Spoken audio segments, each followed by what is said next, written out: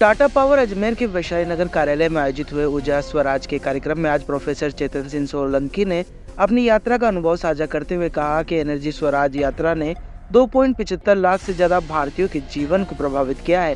साथ ही इस अभियान के तहत जनता में जलवायु परिवर्तन के बारे में जागरूकता फैलाई जा रही है। साथ ही प्रोफेसर सोलंकी ने अपने वक्तव्य के दौरान ऊर्जा स्वराज के उद्देश्यों की प्राप्ति के लिए लोगों को बहुत ही सहज और सरल का फार्मूला बताकर जलवायु सुधारात्मक उपायों में भाग लेने के लिए प्रोत्साहित किया। गौरतलब है कि भारत के सौर पुरुष या सौर गांधी के नाम से ख्याति प्राप्त प्रोफेसर सोलंकी नवंबर 2020 से ऊर्जा स्वराज की यात्रा पर हैं। ये यात्रा साल 2030 में समाप्त होगी। प्रोफेसर सोलंकी आईआईटी बॉम्बे में ऊर्जा विज्ञान और इंजीनियरिंग विभाग में प्रोफेसर है और उन्होंने धरती को अगली पीढ़ी के लिए जैसी विरासत में उनको मिली थी वैसे ही सौंपने के उद्देश्य से 11 साल के लिए छुट्टी लेकर बिना एक भी दिन रुके थके और अपने घर गए। ये यात्रा सतत और अनवरत रूप से जारी रहेगी।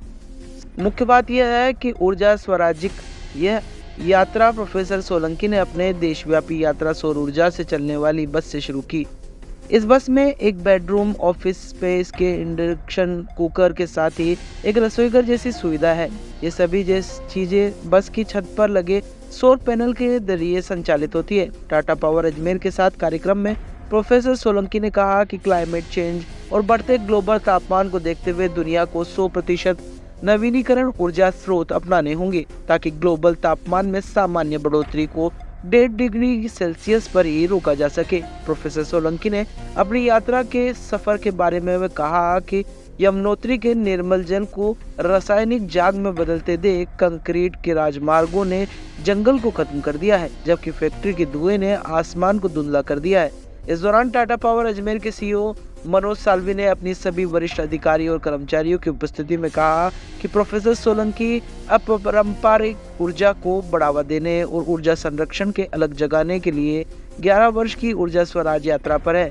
इस धरती के प्रति अपनी प्रतिबद्धता और ऊर्जा स्वराज की इस जागरूक मुहिम के लिए प्रोफेसर सोलंकी को धन्यवाद और साधुवाद भी प्रकट किया। साथ ही धरती के लिए अपनी जिम्मेदारी समझते हुए भागीदारी सुनिश्चित करने हेतु प्रतिबद्धता स्पष्ट रूप से जाहिर की। उन्होंने कहा कि धरती हम सब की माँ है और ये मेरी और हर व्यक्ति की जिम्मेदारी है कि इस मुहिम में शुरू करें और आने वाली पीढ़ी को एक रहने लायक धरती सौंप कर जाए। आज हमारा भाग्य रहा कि प्रोफेसर अजमेर में थे और हमें टाइम दे सके और उन्होंने एक अलग ही नया कॉन्सेप्ट हमारे सामने रख दिया जिसके बारे में हम नागरिकों ने कभी सोचा नहीं।